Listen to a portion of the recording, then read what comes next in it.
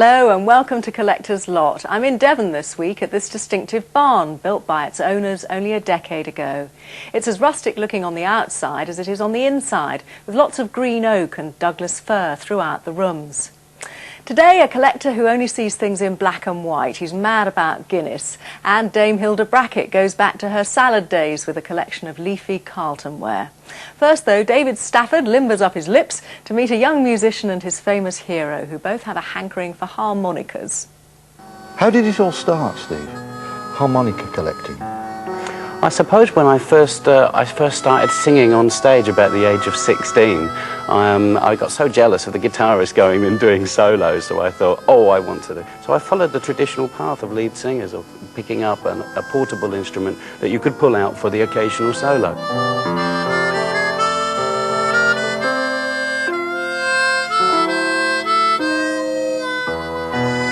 So you'd stand there and wail the blues solo in the Yeah, just the traditional wail at first. But then, by the look of things, you started taking it rather seriously. Yes.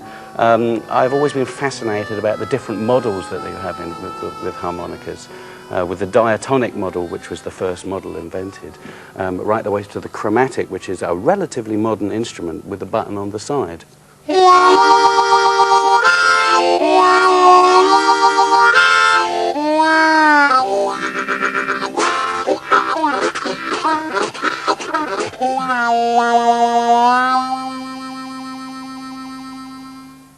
Let's talk about some of the unusual ones.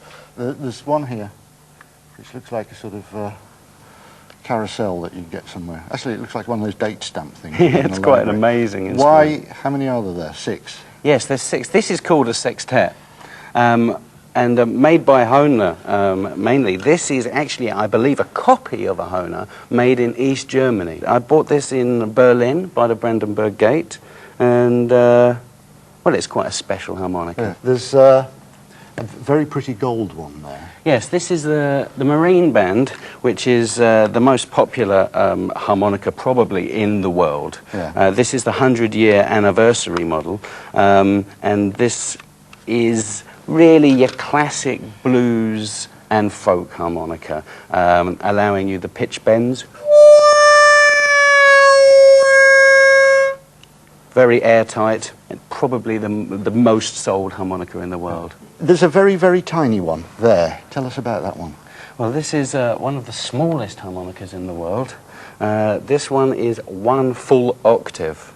Okay, this one goes from C to C, and so it contains all the notes in between. Now, this is just a key ring, so you would have this on your key ring. But you can play it, it does work. It's possible to play, yes. Yeah. I collect them whether they're professional models or whether they're toys.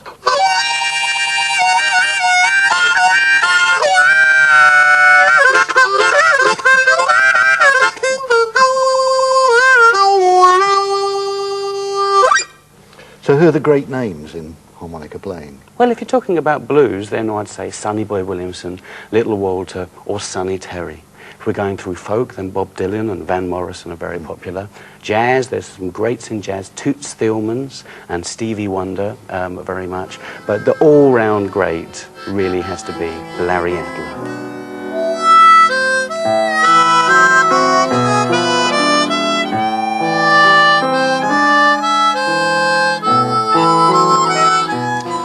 Larry, you're the man who pretty much single-handedly took the mouth organ harmonica from vaudeville and the street corner onto the concert platform. What makes a great harmonica player? The ability to express himself musically. You see, you can teach technique to anybody, just as you can on the piano. But only a musician is going to play real music. And there are very few mouth organ players who I respect. Toots Thielemans on jazz. He plays excellent jazz. I have a great respect for him.